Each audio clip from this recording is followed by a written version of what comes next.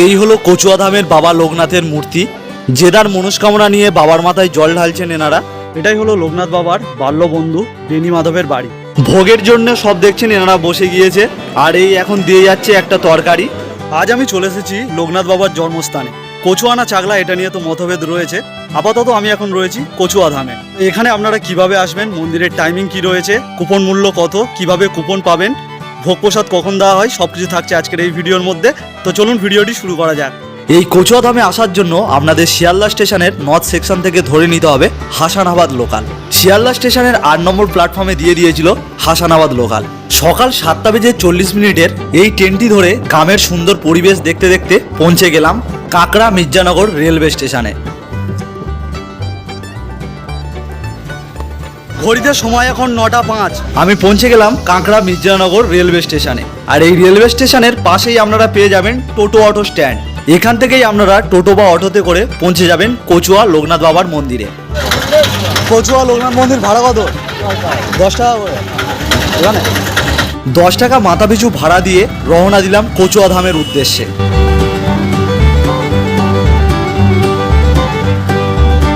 Auto আমাকে এই জায়গাটায় নামিয়ে দিল, আর এই সময় লাগলো অটোতে করে 2 থেকে 3 মিনিট মতো লাগলো। সামনেই দেখা যাচ্ছে কচুয়াধামের তোরণটি। তো অটো আমাকে এই জায়গাটায় নামিয়ে দিয়েছে, এবং আপনারা যদি টোটো করে আসেন, টোটো আপনাদেরকে মন্দিরের ভিতর পর্যন্ত নিয়ে চলে যাবে। এখন প্রবেশ করছি মূল মন্দিরের দিকে।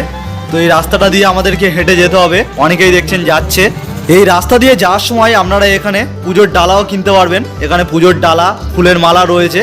30 টাকা, 51 টাকা আপনাদের সামর্থ্য অনুযায়ী আপনারা এখানে ডালা কিনতে পারবেন।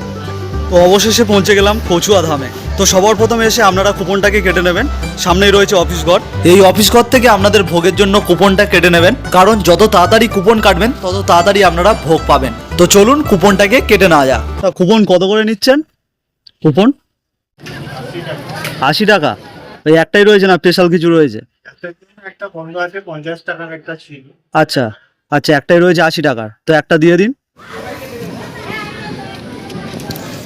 তো কেটে নিলাম কুপন, আর কুপন প্রাইস পড়লো 80 টাকা মাথা পিছু। আর এই জায়গাটায় দেখছেন কুপন কাটার টাইমটাও দিয়ে দিয়েছে, সকাল 9টা থেকে বেলা 12টা পর্যন্ত প্রসাদের কুপন দেওয়া হয়।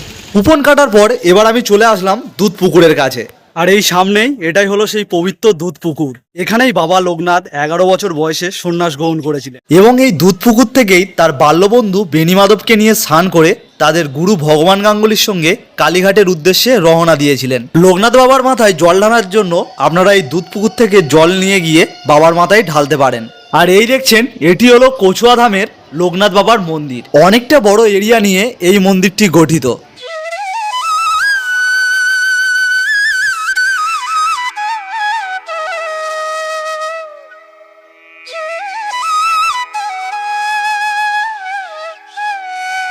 এবং চারদিকটাই দেখতে পাচ্ছেন কতটা পরিষ্কার পরিচ্ছন্ন, এবং চারিদিকেই আপনারা দোকানপাট দেখতে পাবেন। আর মন্দিরের এই সাইডটাই রয়েছে গাড়ি পার্কিং এর ব্যবস্থা। আপনারা যদি কেউ গাড়ি নিয়ে আসেন পার্সোনাল, তো এখানে গাড়ি পার্কিং এর ব্যবস্থা রয়েছে। এখানে আপনারা 2 চাকা 4 চাকা এগুলো পার্কিং করতে পারবেন। অনেকটাই বড় এরিয়া রয়েছে এখানে। আর গাড়ি পার্কিং এর যেই প্রাইসটা রয়েছে, তো এখানটায় দেওয়া রয়েছে, আপনারা এটাকে একটু পজ করে দেখে নেবেন। এই গাড়ি পার্কিং এর এখানে একটা মন্দির দেখতে পাবেন, এখানে লেখা রয়েছে শ্রী লোকনাথ বাবার প্রাচীন মন্দির বলে। ওখানে গিয়ে আমি যেটা জানতে পারলাম, এইখানটাই বাবা লোকনাথের পৈতে হয়েছিল, তাই এই জায়গাটায় এই মন্দিরটা নির্মাণ করা হয়েছে। এবারে চলে আসলাম মূল মন্দিরের মধ্যে। সবার প্রথমে এখন চলেছি বাবার মাথায় জল ঢালার জন্য। এখানে বাবার মন্দিরে পুজো দেওয়ার এবং জল ঢালার দুটো জায়গায় আলাদা আলাদা।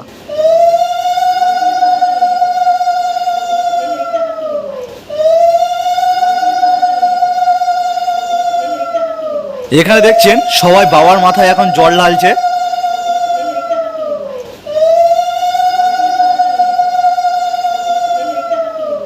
বাবার মাথায় জল ঢালার পর আপনারা এই জায়গাটিতে চলে আসতে পারেন। সামনের এই জায়গাটায় রয়েছে ধূপ মোমবাতি জ্বালানোর জায়গা। আপনারা এই নির্দিষ্ট স্থানে ধূপ মোমবাতি জ্বালাতে পারবেন। এখানেই দেখছেন অনেকেই ভিতরে ধূপ মোমবাতি এখানে সব জ্বালাচ্ছে। আর এই স্থানটিতে আপনারা যে সকল পুজোর ডালাগুলো কিনবেন বা বাবার পুজো দিতে চাইছেন, পুষ্পাঞ্জলি দিতে চাইছেন, এই জায়গাটায় দিতে পারবেন। তো আপনাদেরকে ভিতরটা দেখাই, দেখুন। এখানেই দেখছেন অনেকে বসে রয়েছেন এবং অনেকে পুজো দেওয়ার জন্য এখানে সব দাঁড়িয়ে রয়েছেন ডালা নিয়ে। আর এর ঠিক সামনেই রয়েছে বাবা লোকনাথের মূর্তি।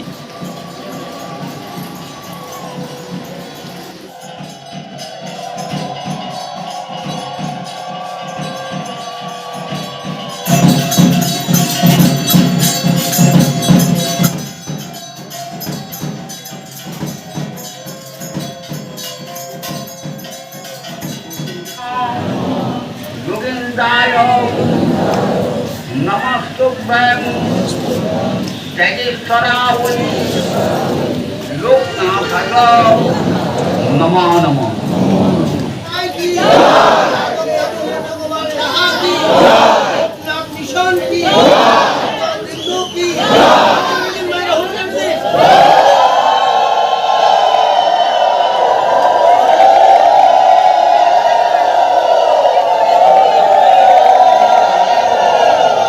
আপনাদের মন্দিরে পুজো দেওয়ার টাইমিংটা জানিয়ে রাখি। প্রত্যেকদিন সকাল 8টা থেকে দুপুর 12টা পর্যন্ত মন্দিরে পুজো দিতে পারবেন। তারপর মন্দির বন্ধ হয়ে যায়, তারপর আবার ওপেন হয় বিকেল 3টে থেকে রাত্রির 8টা পর্যন্ত। যারা ভাবছেন লোকনাথ বাবার কাছে পুষ্পাঞ্জলি দেবেন, তো 11:30 থেকে পুষ্পাঞ্জলি শুরু হয়, আপনারা 11:30টার আগে চলে আসবেন। মন্দির থেকে পুজো দেওয়ার পর আপনাদের যদি একটু টিফিন করার প্রয়োজন হয়, তো আপনারা এইদিকে সব দোকান পেয়ে যাবেন। এখান থেকে আপনারা চা, বিস্কিট বা লুচি, ঘুগনি, মুড়ি সব কিছু আপনারা এখানে পেয়ে যাবেন। এবং এই দিকটাতে বাচ্চাদের বিভিন্ন রকমের খেলনার জিনিসপত্র রয়েছে এবং আপনারা চাইলে এখান থেকে কেনাকাটিও করতে পারবেন। এছাড়াও আপনারা শিবলিঙ্গ এবং লোকনাথ বাবার মূর্তি এখানে আপনারা পেয়ে যাবেন। এবং যে জিনিসটার খুবই প্রয়োজন সেটি হলো বাথরুমের ব্যবস্থা। মন্দিরের মধ্যে এখানে বাথরুমও রয়েছে। মন্দিরে পুজো দেওয়ার পর আপনাদের হাতে অনেকটা সময় থাকবে ভোগ প্রসাদ খাওয়ার জন্য, তো ততক্ষণ আপনারা আশেপাশে ঘুরে আসতে পারেন। এখানে দেখার জন্য অনেক জায়গা রয়েছে, তো চলুন আপনাদেরকে নিয়ে যাই। এখন আমি চলে এসেছি মূল মন্দির থেকে মেন রোডের দিকে, এবং এখানটায় দেখতে পাবেন একটি তোরণ রয়েছে যেখানে লেখা রয়েছে ভগবান গাঙ্গুলি তোরণ বলে। এই তোরণটা থেকে আমাদেরকে ভিতরের দিকে হেঁটে যেতে হবে। সবার প্রথমে এখন চলেছি লোকনাথ বাবার গুরুদেব শ্রী ভগবান গাঙ্গুলির বাড়ির দিকে। একদম এই তরুণটা দিয়ে আসলেই দেখতে পাবেন একদম সামনেই বাড়ি রয়েছে। এটাই হলো বাড়ির ভিতরে ঢোকার মেন প্রবেশদ্বার। তো এখান দিয়ে আমাদেরকে ভিতরে প্রবেশ করতে হবে। এটি হলো গুরুদেব শ্রী শ্রী ভগবান গাঙ্গুলির বাড়ি। তো চারদিকটা দেখছেন পুরো জঙ্গল হয়ে গেছে এই দিকটা, এবং গাছের মধ্যে দেখুন কিছু আমও ঝুলছে, অনেকই আম রয়েছে গাছের মধ্যে। আর বাড়িটা যদি আপনাদেরকে দেখায়, তো এই দিকটায় কিছু ধ্বংসাবশেষ রয়েছে। আর এটি হলো ভিতরে প্রবেশ করার মেন যে দরজা, সেটা এখানেই রয়েছে।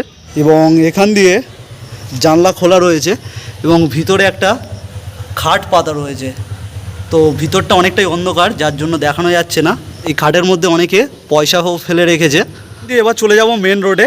মেন রোডে চলে আসলাম, যেখানে আমাকে অটো আসার সময় নামিয়ে দিয়েছিল। লোকনাথ মন্দিরের তোরণের ঠিক অপোজিটেই রয়েছে এই তোরণটি, বেণীমাধব তোরণ বলে। এখান দিয়ে যেই রাস্তাটা চলে গিয়েছে, এই রাস্তাটি বরাবর আমাদেরকে যেতে হবে। এবারে চলেছি লোকনাথ বাবার বাল্যবন্ধু বেণীমাধবের বাড়ি। তো চলুন দেখাই আপনাদেরকে বাড়িটি এখন কীরকম অবস্থায় রয়েছে। এই ঢালাই রাস্তাটা ধরে সোজা হেঁটে আসলেই আপনারা সামনেই দেখতে পাবেন বাড়িটি। এখান দিয়ে দেখা যাচ্ছে দেখুন, এটাই হলো লোকনাথ বাবার বাল্যবন্ধু শ্রী বেণীমাধব বন্দ্যোপাধ্যায়ের জন্মভিটে। এখান দিয়েই পুরো বাড়িটা দেখা যাচ্ছে। সামনেটা এরকম বাঁশের বেড়া দেওয়া রয়েছে, তার সঙ্গে বাঁশের খুঁটি রয়েছে, এবং ওপরের দিকে দেখছেন টিনের চাল রয়েছে। এবং এখান থেকে আপনাদেরকে দেখাই, এখন দরজা দেখছেন বন্ধ রয়েছে, তো যতটা দেখাতে পাচ্ছি আপনাদেরকে দেখাই। দেখুন, তো এখান দিয়ে দেখা যাচ্ছে তো মাটির বাড়ি। এদিকে একটা ঘর রয়েছে এবং এই সাইডেও একটা ঘর রয়েছে।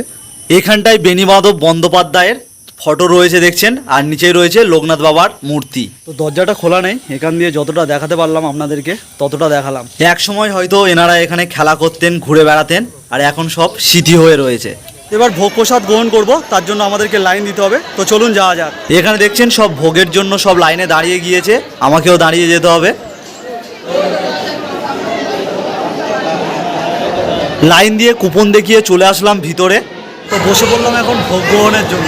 সবার প্রথমে চলে আসলো গরম গরম খিচুড়ি।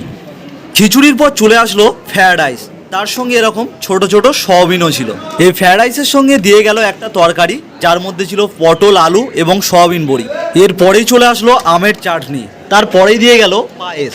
ভোগ গ্রহণ করা কমপ্লিট হয়ে গেছে। ভোগ গ্রহণের পরে আপনাদের নিজের থালাটা নিজেদেরকে ডাস্টবিনে গিয়ে ফেলে আসতে হবে। এবং এই দিকটা দেখাই দেখুন আপনাদেরকে, এখানটায় একটা গেস্ট হাউসও রয়েছে, কিন্তু গেস্ট হাউসটা এখন চালু হয়নি, এটা বন্ধ রয়েছে। দেখেই বোঝা যাচ্ছে গেস্ট হাউসটা পুরোটাই কমপ্লিট হয়ে রয়েছে, হয়তো আর কিছু মাসের পর এটা চালু হয়ে যাবে। তো কেমন লাগলো কচুয়াধামের লোকনাথ মন্দিরের ভিডিওটি যদি ভালো লাগে অবশ্যই একটি লাইক করে দেবেন, আর এরকম ভিডিও পেতে আমার চ্যানেলটিকে সাবস্ক্রাইব করে রাখবেন।